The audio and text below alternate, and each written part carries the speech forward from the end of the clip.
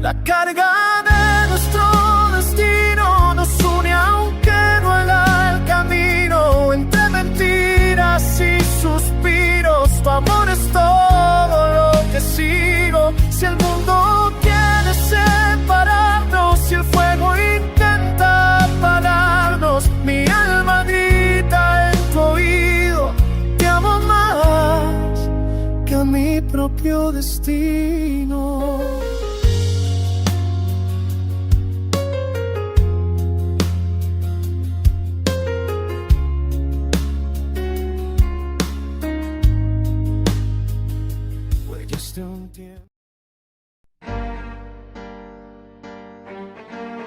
A Valencia birtok horizontja fölött halvány köd lebegett, ahogy az első reggelek egyikén Juliana a verandán állt, kezét a lassan növekvő pocakjára simítva. A ház körül minden látszólag rendezett volt, a gondozott kertek, a kitaposott ösvények, a narancsfák egyenletes sora. De a felszín mögött törékeny volt a béke. Viktor gyakran korán elment otthonról, hogy az üzletbirodalom ügyeit intézze, vagy egyszerűen csak elmeneküljön a ház falai között vibráló feszültség elől. A ház személyzete mindig gyorsan elfordította a tekintetét, ha a házaspár ugyanabban a térben tartózkodott. Juliana hangja ritkán emelkedett meg, mégis érződött rajta a visszafojtott csalódottság. A köztük lévő csendek nem a békés együttlét csendjei voltak, hanem azoké, amelyekben két ember már nem találja az utat egymás gondolataihoz. A ház öreg ura, Don Evaristo, aki Viktor apja, nagyon kellemetlen személy. Minden alkalommal végigmérte a mennyét, mintha továbbra sem értené, hogy fia miként kötött házasságot egy olyan nővel, aki szerinte túl sok érzelmet, túl sok gyengeséget hordoz. Evaristo a fiát is rendre ostorozta, a férfi hangja sokszor ugyan halk maradt, de szavai mindig tőrként csapódtak Viktorba. A ház személyzete is hallotta, ahogy Evaristo újra és újra becsmérli Viktor döntéseit, kijelenti, hogy egy Valenciának erősebbnek kell lennie, és soha nem engedheti, hogy egy nő vagy érzelmek vezéreljék az életét. Viktor minden alkalommal némán, összezárt állkapocsal viselte a kritikát. Juliana sosem szólt közbe, de jelenlétében még élesebbnek hatottak Evaristo szavai. A nő tudta, hogy az após sosem fogja elfogadni igazán. És talán Viktor sem. Az élet azonban nem állt meg. Juliánában egy új érzelem nőtt napról napra, a gyermek iránti mély szeretet és felelősség. Az apró mozdulatok, amelyeket néha érzett, új reményt hoztak a szívébe, egy olyan reményt, amelyet még Viktor sem törhetett meg teljesen. Egy késő esti napon Juliana szülei érkeztek vacsorára. A látogatás békésnek indult, Don Marcelo a szokásos nyugodt hangon beszélt, Beatrice pedig igyekezett vidámságot csempészni a feszültséggel teli házba. Juliana átölelte őket, és az este többi része órákra visszahozta számára azt az életet, amelyet valaha ismert, azt az életet, amelyben a szeretet nagyobb teret kapott, mint a kötelesség. Amikor a szülők elindultak hazafelé, Juliana hosszan intett utánuk a verandáról. Viktor udvariasan elköszönt, bár a mosolya még mindig túlságosan merev volt ahhoz, hogy őszintének hasson. A birtok csendje már-már nyugtalanítóvá vált, amikor egy óra múlva a telefon hangos csengése hasította szét a házban a levegőt. A hír érkezése után minden mozdulat lelassult. A rendőrség közölte, hogy a házaspár autója egy kanyarban megcsúszott és frontálisan ütközött. Azonnal meghaltak. Juliana kezéből kiesett a telefon. A levegő elnehezült körülötte, mintha a világ elsötétült volna. A következő pillanatokban összemosódott minden, Viktor riadt tekintete, a házvezetőnő rettegése, a hirtelen jött káosz. A nő sikoltása azonban tisztán betöltötte a házat, majd ugyanilyen hirtelen csillapodott, amikor éles fájdalom hasított a hasába. Megindult a szülés. Az éjszaka fényei elmosódott csíkokká torzultak, miközben Juliana görcsök között igyekezett levegőt venni. A fájdalom a gyász és a testi megterhelés között olyan erővel tört rá, amelyet alig bírt elviselni. A kórház folyosója rideg volt és tágas. A nővérek gyors mozdulatokkal vitték be Juliánát a szülőszobába. Viktor ott maradt a folyosón, fel alá járkált, és először a házasságuk óta úgy nézett ki, mint aki valóban fél. Evaristo érkezése sem késlekedett, a férfi mély megvetéssel nézett a fiára, mintha a tragédia is Viktor hibája lenne. De ez most senkit nem érdekelt. Hamarosan egy újszülött sírása töltötte be a steril teret. Egy fiú, akit Juliana könnyei közepette Ricardo névre keresztelt, nagyapja iránti tiszteletből és saját reményeinek utolsó maradványából. A kisváros másik végében Gonzalo éppen a templom udvarán ült, amikor megérkezett hozzá a hír. Egy hívő asszony, Estela hozta a pletykát a balesetről és a gyermek születéséről. A pap arca elsápadt. A pad szélébe kapaszkodott, hogy el ne essen.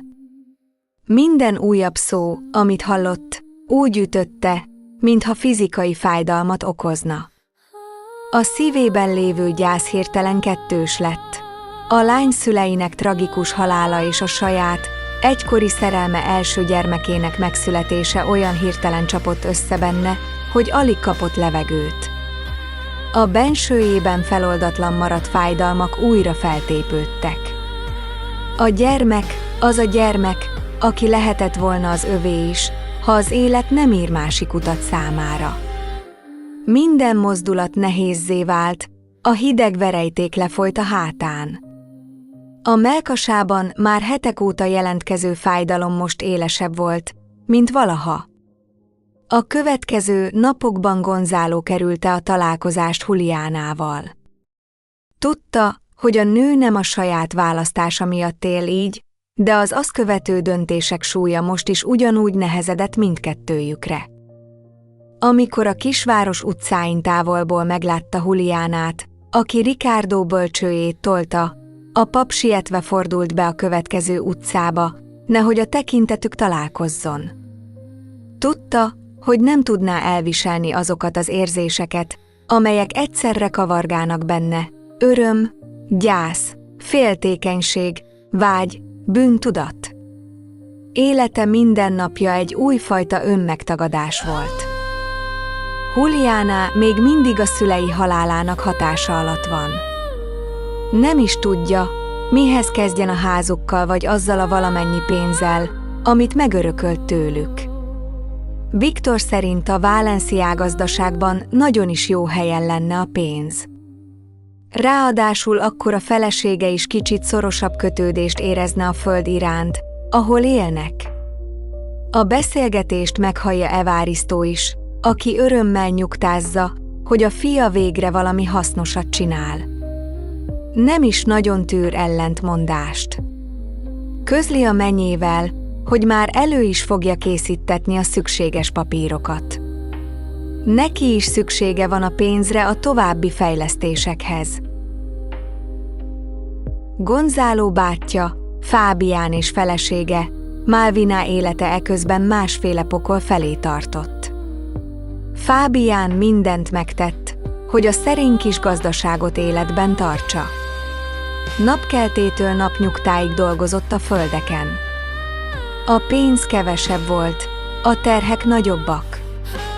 Malvina egyre gyakrabban nézegette a saját tükörképét a nappali fényében, és egyre inkább úgy érezte, hogy ez az élet nem elég neki. A nő nagyra vágyása kezdett átnyúlni minden józan határon. A vitáik hevesebbek lettek. Fábián sokszor fáradtan érkezett haza, mire Malvina már az ajtóban várta, éles tekintettel, felhánytorgatva minden kudarcot és minden olyan próbálkozást, amit ő semmire sem tartott. A nő sokszor kifigurázta Fábián elköteleződését és az állandó robotolását. A férfi pedig egyre mélyebbre süllyedt a bizonytalanság és a kétségbeesés mocsarába. Malvina nem volt buta. Gyorsan észrevette, hogy várandós. Eleinte pánik fogta el. Nem akarta, hogy egy gyerek végleg San Lázáró földjéhez kösse. De amikor egy ismerőse a fővárosból kapcsolatot ajánlott neki, egyszerre sötét és csábító lehetőséget, a nő gondolatai új irányt vettek, valaki jó pénzt fizetne egy csecsemőért. Talán ez a lehetőség kivezethetné őt ebből a poros, szegény életből. És talán végre valami hatalma is lehetne. A nő fejében különös terv kezdett formálódni. Fábián ebből semmit sem vett észre. Ő csak abban reménykedett, hogy a gyermek születése majd enyhít a házasságuk feszült légkörén. Ő még hitt benne, hogy a gyermek összehozhatja őket, és talán Malvina is meglátja benne azt a jövőt, amit ő oly nagyon szeretett volna felépíteni. Fábián hajnal óta dolgozik a kis gazdaságban.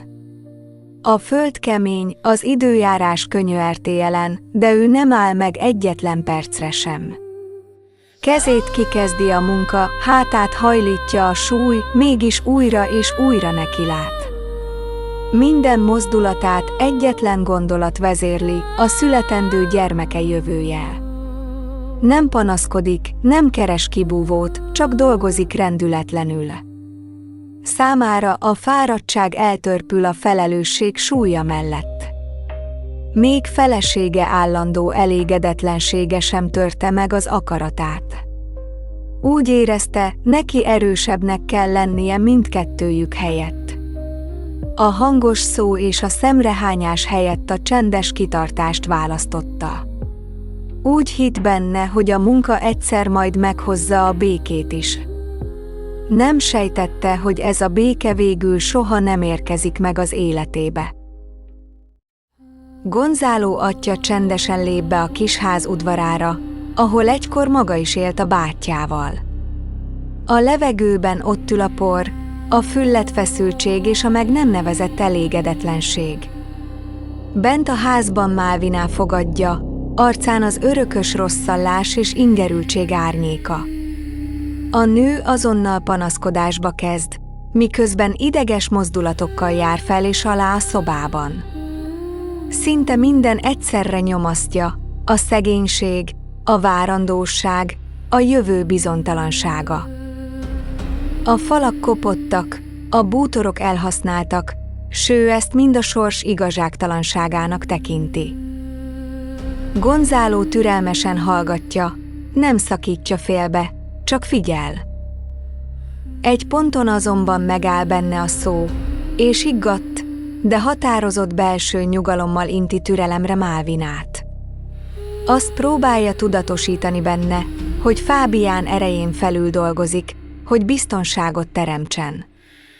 Nem dúskálnak, de nem is nélkülöznek, és a gyermekük számára a legfontosabb a stabilitás lenne. Malvina elégedetlensége azonban nem hagy teret ennek az érvelésnek. A nő úgy érzi, hogy őt a környék soha nem fogadta be igazán. Minden tekintetben kívülállónak látja magát, akit megfigyelnek, megítélnek, lenéznek. Gonzalo csendesen és tárgyilagosan arra is felhívja a figyelmet, hogy az ember viselkedése sokszor maga teremti meg a sorsát. Malvina erre csak vállat von, mintha minden felelősséget elhárítana önmagától. Gonzalo ekkor még várakozik egy ideig Fábiánra, de a férfi nem érkezik meg. A ház feszültsége egyre sűrűbb, a levegő szinte nyomasztó. Az atya végül csendben távozik, a küszöbről még egyszer visszanéz. A tekintetében aggodalom ül, nem csak a testvéréért, hanem a születendő gyermekért is. Juliana az anyaság első heteiben egyszerre kapott vigaszt és új terhet. Az új élet jelenléte örömmel töltötte el, de minden éjszaka, amikor Ricardo sírni kezdett, eszébe jutott a saját szülei elvesztése. Viktor próbálta támogatni, de a férfi gyakran távol maradt, üzleti utakra hivatkozva, bár valójában az apja kritikájától és saját gyengeségeitől menekült. Evaristo mindig úgy nézett a gyermekre, mintha az unokája létesen változtatná meg a véleményét Juliana helyéről a családban. A nő ilyenkor szorosabban fogta a kisfiút, és igyekezett nem kimutatni azt a hideg félelmet, amely Evaristo tekintetéből áradt.